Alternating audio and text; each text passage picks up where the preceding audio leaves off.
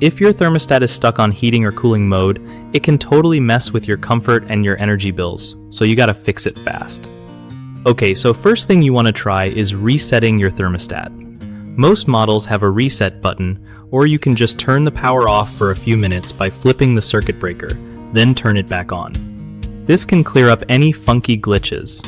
If that doesn't work, check if the thermostat's control board is fried, which is kinda the brain of the system. Sometimes dust or age causes it to malfunction, so replacing the control board could be the move. Also, make sure the thermostat is set to auto mode instead of just heating or cooling, because sometimes it gets stuck if it's manually locked. Another tip is to look at the wiring inside the thermostat. Loose or corroded wires might be causing the problem, and tightening or replacing them helps. If you've got a smart thermostat, try updating its software, because outdated firmware can cause weird bugs. Lastly, don't forget to check your heating and cooling system itself for issues, because sometimes the problem isn't the thermostat at all but the furnace or AC unit acting up.